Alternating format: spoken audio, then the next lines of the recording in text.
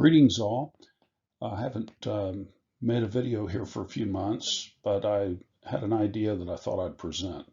So in Daniel's 70th week, parts 1 and 2, we looked at that to see if there were any celestial clock time markers that would help us form a timeline for that period. And then I had the idea that if the 70th week ended in October of 2024, and then we have the Millennial Reign for 1,000 years, is there any similar celestial markers in 3024 which would support our hypothesis? And that's what this video here today is about. Now, in our last videos, we saw that the 70th week onset would have been 15th of October 2017 when Jupiter was birthed from the womb of Virgo, and would last to the Day of Atonement, October 12th, 2024, when Jupiter ends up in the horns of the wild ox of Taurus. The stop to sacrifices would be at the halfway point after 1,260 days on the 28th of March, 2021, and then the abomination of desolation, hypothetically, would be on the 1st of April, 2021. So this means that then the 1st of April 2021 would mark the onset of the Great Tribulation, and which would then last for the last 3.5 years of Daniel's 70th week. And we saw that from April 1st, 2021 to Day of Atonement on the 12th of October 2024, that the day count is exactly 1,290 days, which matches the requirement of Daniel 12. And we also learned in the last videos that Cronus was the Greek name for the planet Saturn, while Saturn was the Roman or Latin name. So Cronus and Saturn are interchangeable. And we also learned that Cronus, the image of Cronus, is where we develop the image of death, depicted with a sickle as a symbol. And so this image of death, characterized by the shrouded figure holding a sickle, was actually derived from Greek mythology and the idea of Cronus. Now, in the first couple of years after the birth of Jupiter, or Zedek, from the womb, Jupiter first made its way to the throne of God, or Libra, while Saturn was simultaneously thrown out of Ophiuchus, the serpent wrestler, into Sagittarius, the rider with a bow. Pluto, or Hades, is also present at that time in Sagittarius. Now, at this point, from 2017 to 2019, Saturn is following Pluto. In other words, Saturn, the Satan planet, is following Pluto, Hades, or death, at least in the first portion of the hypothetical 70th week. But this changes in 2020. In fact, it was in January 12th of 2020 when Saturn, also known as Cronus or representative of death, actually passed Pluto in the heavens. And this occurred right at the time that the death count from coronavirus began to skyrocket and began to rapidly rise.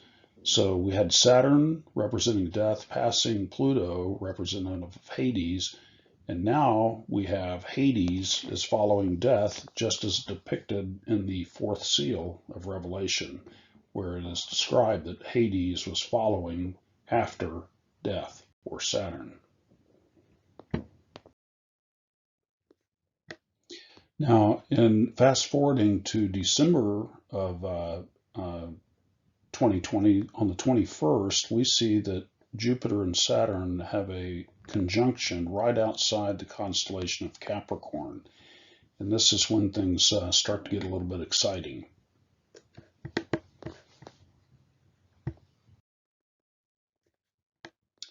So a couple of months later, in February the 4th of 2021, Saturn, we see, is just now crossing this line, entering the asterism of Capricorn. So in February of 2021, in just a couple of months, Saturn, the Satan planet, will enter Capricorn. At the same time, we see that Pluto, or Hades, is still following Saturn in the heavens.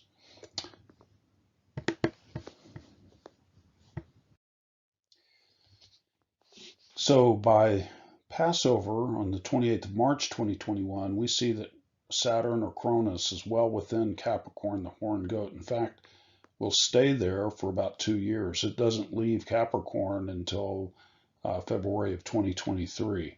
In the meantime, Hades and Pluto moves much slower than Saturn in the heavens.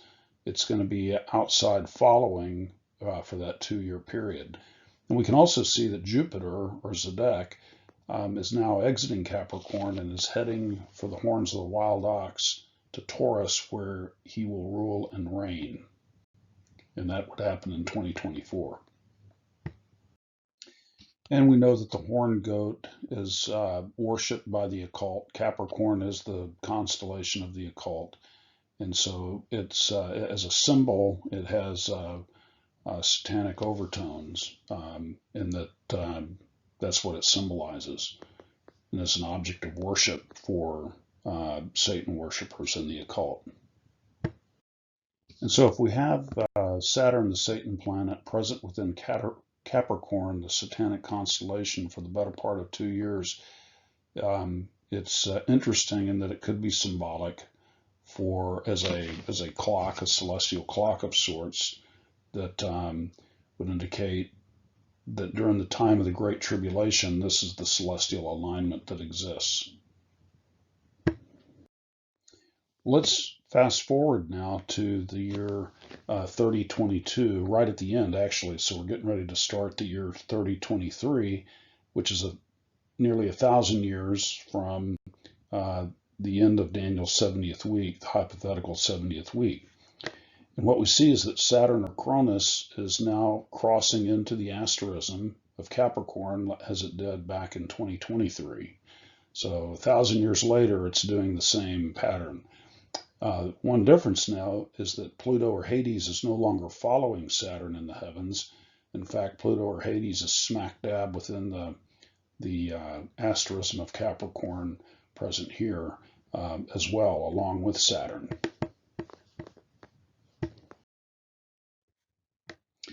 If we go forward another year, now we're entering the very end of 3023, beginning to start the year 3024.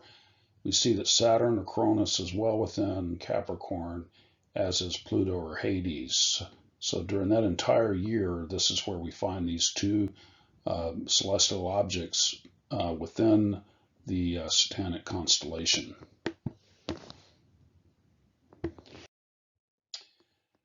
Now, it's interesting that early in 3024, in April actually, Saturn, or Cronus, has left the asterism of Capricorn and has actually briefly entered Aquarius, as shown here.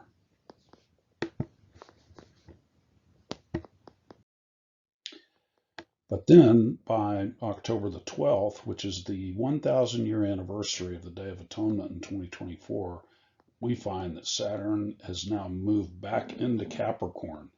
And so we're going to have Saturn and Pluto within Capricorn at the 1,000-year anniversary point of the Day of Atonement from Daniel's hypothetical 70th week from 2017 to 2024.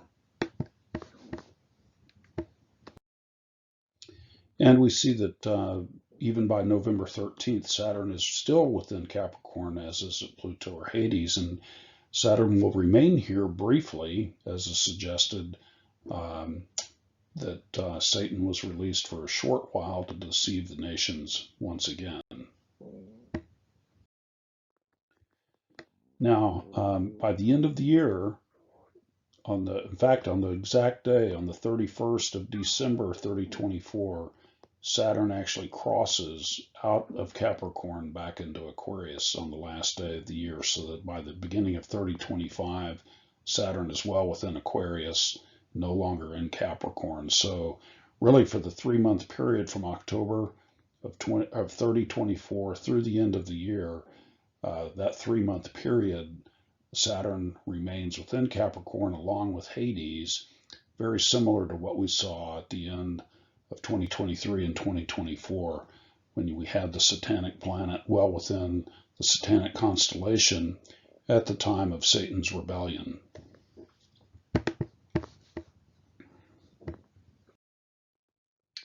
Now, the orbital period of Pluto is about around 248 years. So in a 1,000-year period, you might expect that Saturn would appear with Pluto and Hades in or around Capricorn 4 times during that 1,000-year period. So in the year 2286, we see that Saturn is within Capricorn. Pluto is technically within the boundaries of the constellation, but is well outside of the asterism itself.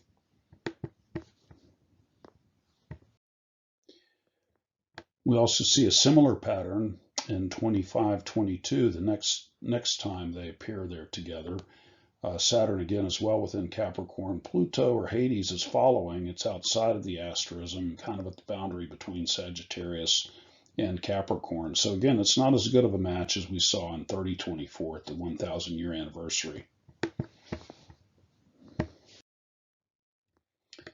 Moving forward again to the year 2758, Saturn is crossing into Capricorn. We find Pluto is way outside, well within the constellation of Sagittarius. Again, nowhere near as close of a match as we saw in 3023 and 3024. So at the time of Satan's final rebellion, at the end of the 1,000-year reign, we find that he's going to be released briefly to deceive the nations again, before armies are drawn from all around the world, and then they're finally destroyed, and Satan is thrown into the lake of fire along with the false prophet and the beast. And so we find that at this time, in the years 3023 and 3024, 1,000 years after the hypothetical 70th week of Daniel, which ended in 2024, we find indeed there is a celestial representation of sorts, at least involving the planet of Saturn and the planet of Pluto, present within Capricorn during the time that you would expect Satan to be in rebellion. So if we think of the constellations as similar to the numbers on a clock, they don't mean anything by themselves, and they're fixed relative to one another. And if we think that we can tell time by the moving objects, the hands of the clock, the second, hour, and minute hands, well, likewise, maybe we can tell time prophetically by the moving objects that are in the heaven and by what they symbolize. Now, in and of themselves, they have no power. Saturn is nothing more than a big gas planet, but it's what they represent. And I believe that it is possible for God to communicate to his children through the things that he has made and through what they symbolize. It's kind of a celestial language of sorts. And it's not astrology. It's astrology ascribes power to these objects and they're for to be worshipped. Well, we don't think that at all. It's more of a timepiece, a timekeeper. It's a clock that allows us to form timelines. So shalom, thanks for listening. He is in control. In the very near future, I'm partnering with Nelson Walters on some videos that will discuss the location of Temple Mount, the resumption of sacrifices at the site of the original altar, and a new idea regarding the location and timing of the abomination of desolation. And what we need at this point for this to happen is resumption of the daily sacrifice. And here in the fall of 2020, we're seeing signs that this could ensue within a matter of weeks or even a few months. So until then, shalom, he is in control. Thank you.